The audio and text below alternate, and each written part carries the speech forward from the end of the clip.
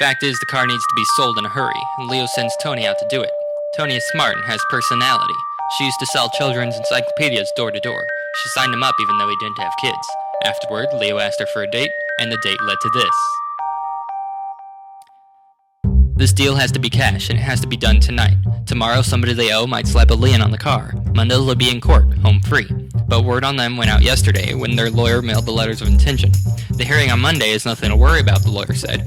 They'll be asked some questions, and they'll sign some papers, and that's it. But sell the convertible, he said. Today. Tonight. They can hold on to the little car, Leo's car, no problem. But they go into court with that big convertible, the court will take it, and that's that. Tony dresses up. It's 4 o'clock in the afternoon. Leo worried the lots will close, but Tony takes her time dressing.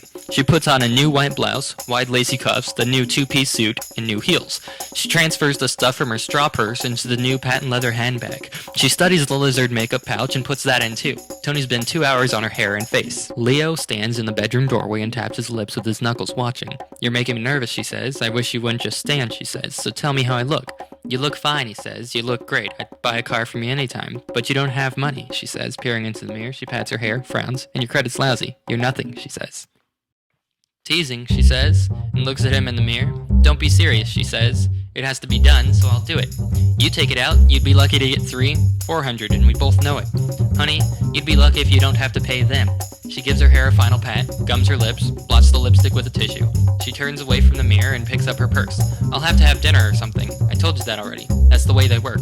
I know them. But don't worry, I'll get out of it," she says. "I can handle it." "Damn," Leo says. "Did you have to say that?" She looks at him steadily. "Wish me luck," she says. "Luck," he says.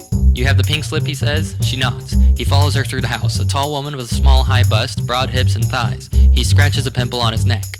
"You're sure," he says. "Make sure. You have to have the pink slip." "I've got the pink slip," she says. "Make sure."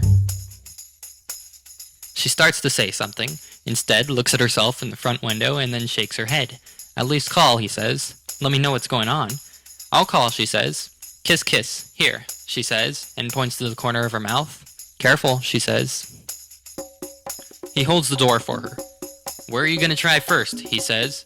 She moves past him and onto the porch. Ernest Williams looks from across the street. In his Bermuda shorts, stomach hanging, he looks at Leo and Tony as he directs a spray onto his begonias. Once last winter, during the holidays, when Tony and the kids were visiting his mother's, Leo brought a woman home. 9 o'clock the next morning, a cold, foggy Saturday, Leo walked the woman to the car and surprised Ernest Williams on the sidewalk with a newspaper in his hand. Fog drifted, Ernest Williams stared, then slapped the paper against his leg. Hard. Leo recalls that slap, hunches his shoulders, says, "You have some place in mind first?" "I'll just go down the line," she says. "The first lot, then I'll just go down the line." "Open at 900, he says. "Then come down. 900 is low blue book, even on a cash deal." "I know where to start," she says.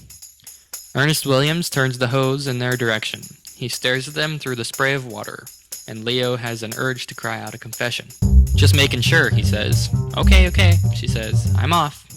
It's her car. They call it her car, and that makes it all the worse. They bought it new that summer, 3 years ago. She wanted something to do after the kids started school, so she went back selling. He was working 6 days a week in the fiberglass plant.